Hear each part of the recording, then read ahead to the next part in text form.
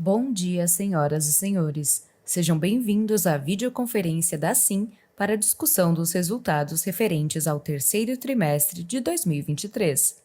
Esta videoconferência está sendo gravada e o replay poderá ser acessado no site da companhia, ri.sim.com.br.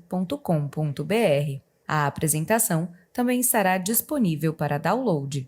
Informamos que todos os participantes estarão apenas assistindo à videoconferência durante a apresentação e, em seguida, iniciaremos a sessão de perguntas e respostas, quando mais instruções serão fornecidas. Antes de prosseguir, aproveito para reforçar que as declarações prospectivas têm como base as crenças e suposições da administração da SIM e as informações atuais disponíveis para a companhia. Essas declarações podem envolver riscos e incertezas, tendo em vista que dizem respeito a eventos futuros e, portanto, dependem de circunstâncias que podem ou não ocorrer. Investidores, analistas e jornalistas devem levar em conta que eventos relacionados ao ambiente macroeconômico, ao segmento e a outros fatores podem fazer com que os resultados sejam materialmente diferentes daqueles expressados nas respectivas declarações prospectivas. Estão presentes nessa videoconferência o senhor Tiago Muramatsu, diretor-presidente da SIM, e o senhor Hector Leitão, diretor financeiro e de relações com investidores da companhia. Gostaria agora de passar a palavra ao senhor Tiago Muramatsu, que dará início à apresentação. Por favor, senhor Tiago, pode prosseguir. Bom dia a todos que estão aí participando dessa divulgação de resultado. Obrigado pelo tempo. Bom, vamos iniciar aqui o nosso call falando sobre as realizações do terceiro TRI. A primeira delas foi a venda de um ativo, né? Acho que é um dos investimentos bem interessantes que a gente fez aqui do Suarez Trade. É um ativo que está há bastante tempo na companhia, mas ele está numa região geográfica onde a gente não tem nenhuma atuação além dele, então acho que estrategicamente foi uma venda interessante, apesar do valor da transação ser um valor pouco relevante aqui para o resultado da companhia como um todo, né? Então foi uma transação de 14 milhões e 100 mil, sendo que a gente tem praticamente dois terços desse ativo, né? Então esse valor se refere a 100%, né? Na nossa participação aí um pouco menos de 10 milhões.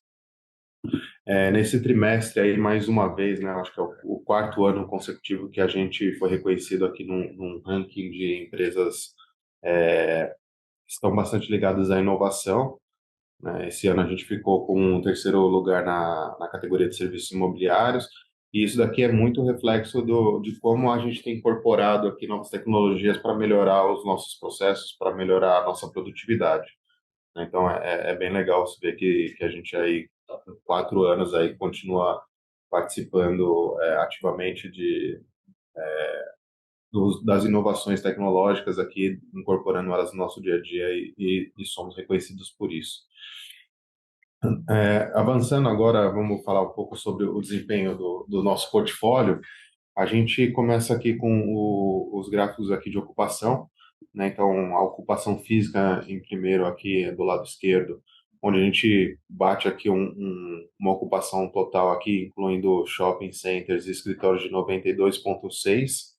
A gente aí subiu de 91,3 no terceiro tri de 22 para 92,6 aqui nesse tri, aumento de aí 1,3%, muito puxado pela ocupação dos shoppings.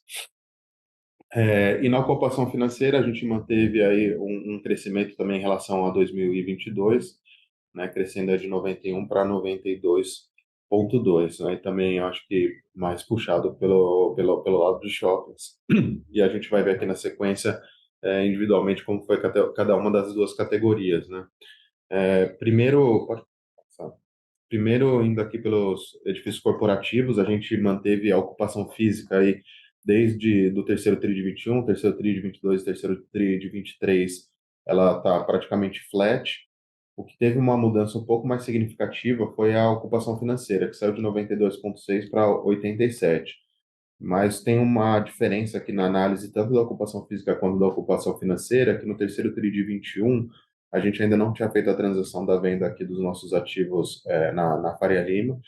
Então, eles acabavam ter um valor de locação mais alto, puxava um pouco mais a ocupação financeira. Portanto, quando a gente olha que a ocupação física ela está basicamente nos mesmos patamares, e a ocupação financeira ela não diminuiu por conta da diminuição nos outros ativos, foi só porque a gente tirou aqui os ativos da Faria Lima que tinham um valor de locação mais alto. Então, é isso que diferencia um pouco, mas o portfólio que a gente tem hoje, comparado com o mesmo portfólio que a gente tinha no passado, ele está performando basicamente em linha. Avançando para a ocupação dos shoppings, aqui a gente quebrou uma barreira bem interessante na ocupação física, né, passando de 95% de ocupação, obviamente, né, quanto mais ocupado a gente consegue melhorar nossas margens e melhorar nosso resultado, então é bem importante esse avanço aqui na ocupação dos shoppings, e aí tanto física quanto financeira. Na física a gente já quebrou essa barreira aí de 95% de ocupação, na financeira a gente está já numa tendência de quebrar essa barreira, né? Então, acho que a gente tem ativos que estão bem posicionados e hoje tem uma representatividade grande aqui dentro do resultado da companhia, então é bem importante que a gente continue avançando aqui no indicador de ocupação. Falando ainda do desempenho operacional, agora das vendas dos nossos shoppings, né, a gente teve um crescimento de vendas aí também bem interessante do terceiro TRI de 22 para o terceiro TRI de 23, né, então crescendo aí quase 10%, chegando a 9,6%, num cenário onde a inflação foi bem aquém disso, então um crescimento real é importante.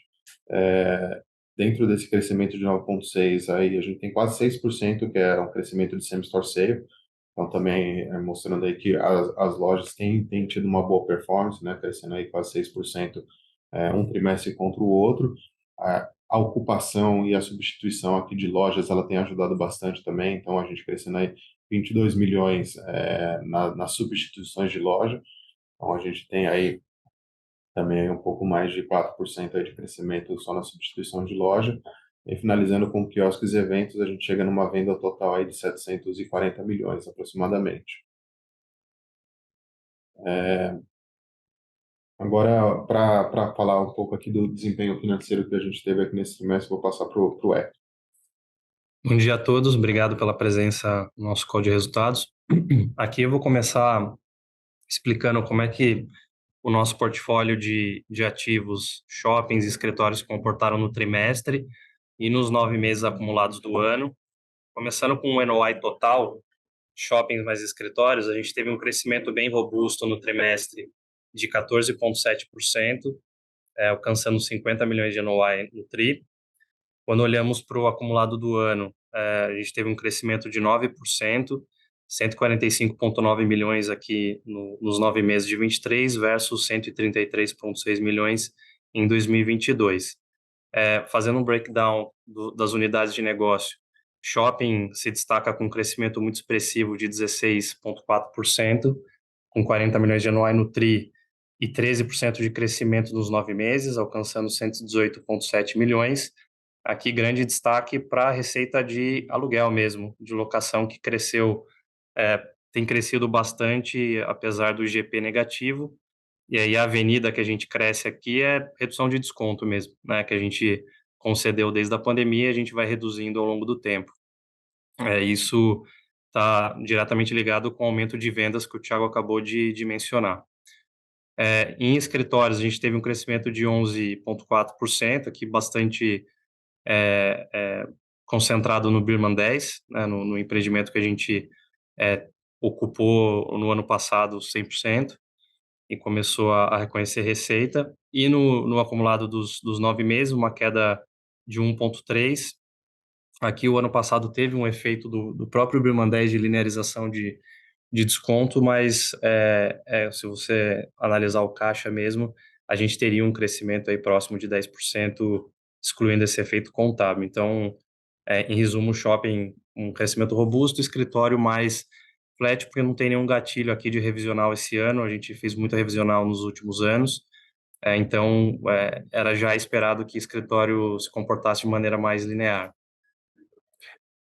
No próximo slide aqui, de número 12, olhando o EBITDA ajustado, acompanhando o crescimento do portfólio, de resultado do portfólio, a gente tem 16% aqui acima de 2022, com 42,8 milhões no trimestre.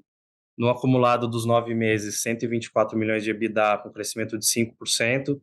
Aqui eu venho comentando nos últimos 2 trimestres que a gente teve, em 2022, 2 efeitos contábeis um de reversão de despesa administrativa. A gente tinha algumas provisões que foram revertidas o ano passado, e a própria linearização que eu comentei agora de aluguel do Birman 10. Excluindo esse efeito contábil, a gente teria um crescimento próximo de 13% aqui nos 9 meses. Do lado direito, em relação ao resultado financeiro, a gente teve uma melhora aqui da despesa financeira líquida em 6%, de 21,8 para 20,5 milhões aqui negativo, né, de despesa financeira líquida. E no acumulado dos 9 meses, uma queda expressiva de 19% da despesa financeira. Nos 9 meses, a gente teve 76,6 de despesa financeira líquida versus 94,7 no ano passado.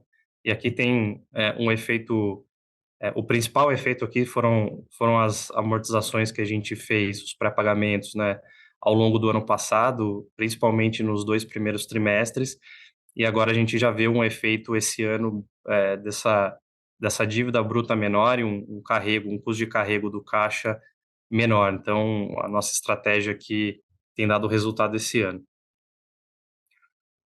Por fim, olhando o lucro e FFO, a gente teve esse trimestre um lucro ajustado de 5,7 milhões versus 1,1 milhão do ano passado, e no acumulado dos 9 meses, um prejuízo de 700 mil versus um prejuízo de 19 milhões do ano passado. Então, a gente vê uma tendência aqui de melhora tri a tri em relação ao lucro. E o FFO, que é o indicador mais interessante aqui, excluindo efeitos de depreciação, principalmente que não tem efeito caixa, e a gente, diferente da maioria das companhias de properties aqui, de shoppings e de escritórios, no mercado a gente contabiliza a custo as nossas propriedades, então a gente tem esse efeito de depreciação no nosso balanço.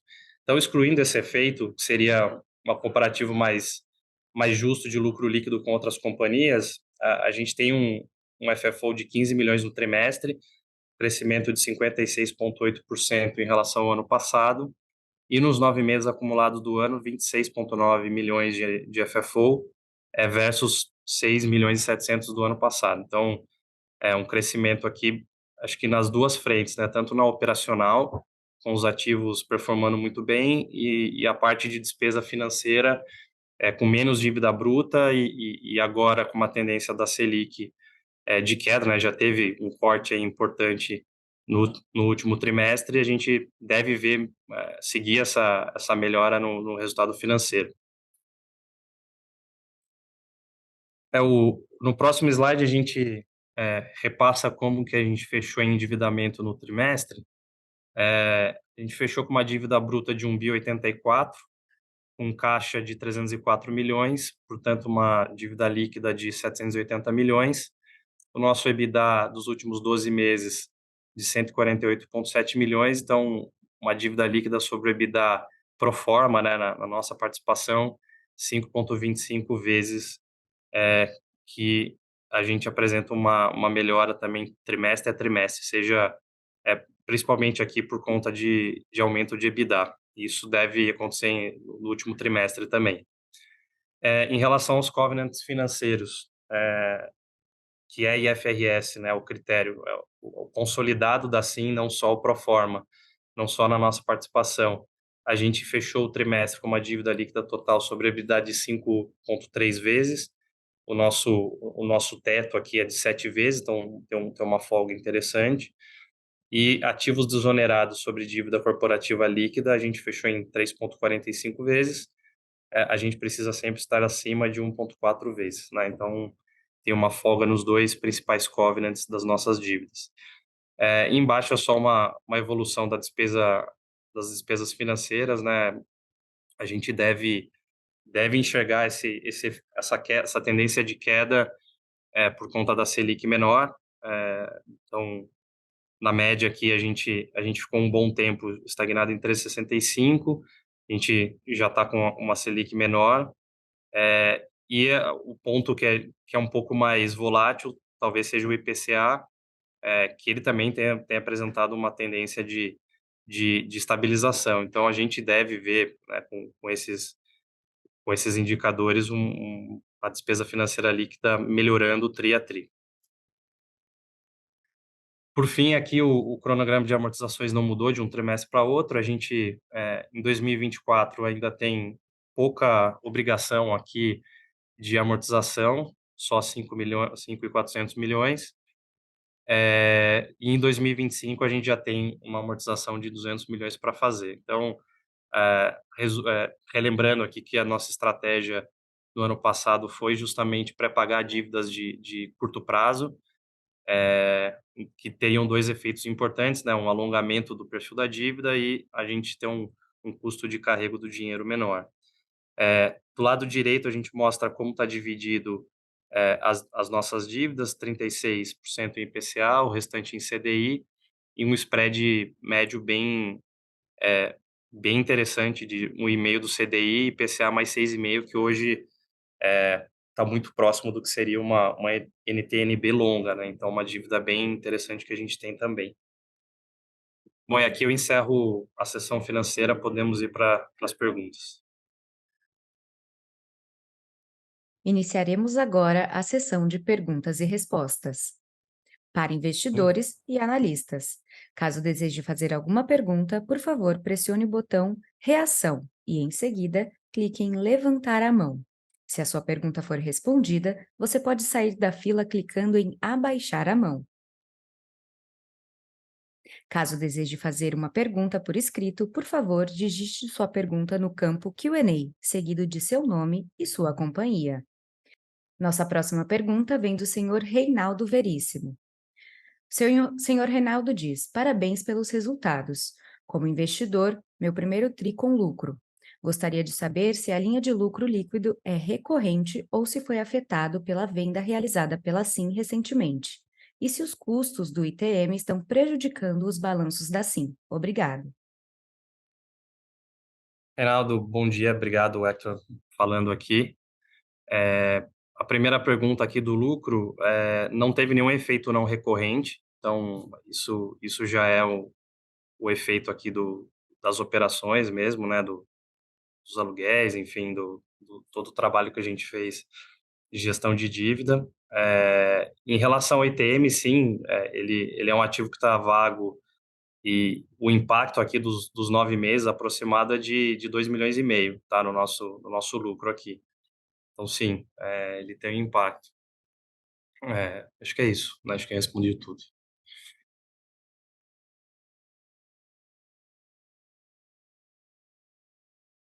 Acho que só esqueci de responder sobre a venda.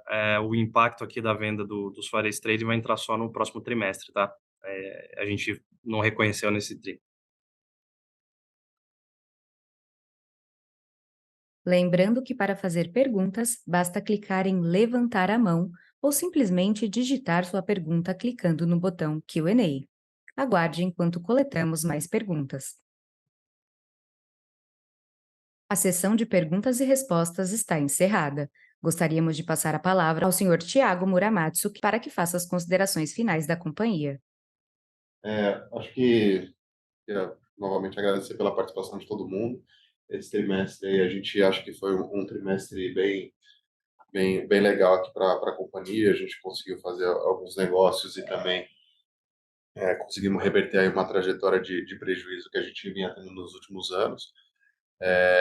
O desempenho dos nossos ativos aí, o que tem se mostrado no quarto trimestre, eu acho que eles também são animadores, principalmente esse início de novembro. A gente lançou nossas campanhas de Natal e elas estão sendo muito bem recebidas, tanto pelos lojistas como pelos clientes, pelos consumidores dos shoppings. Então, acho que a gente pode esperar aí que ter um novembro e um dezembro também que consiga manter essa trajetória de crescimento aqui nas nossas vendas, nos nossos aluguéis. E, obviamente, que uma parte grande aqui do nosso resultado é afetado pelos juros, né? Então, acho que também essa redução de juros ela vem dando um alívio, que ajudou bastante no resultado desse trimestre. Então, a gente tem uma perspectiva aqui, eu acho que dos próximos trimestres, deles terem bons resultados operacionais também, e algumas outras coisas aí que a gente vem trabalhando que também podem, acho que acredito, melhorarem ainda mais o resultado da companhia. Agradeço novamente a participação de todos e tanto eu, o Hector, como o time de RI fica à disposição aí para eventuais dúvidas que a gente não conseguiu responder agora. Obrigado. A videoconferência da SIM está encerrada. Agradecemos a participação de todos e tenha uma boa tarde.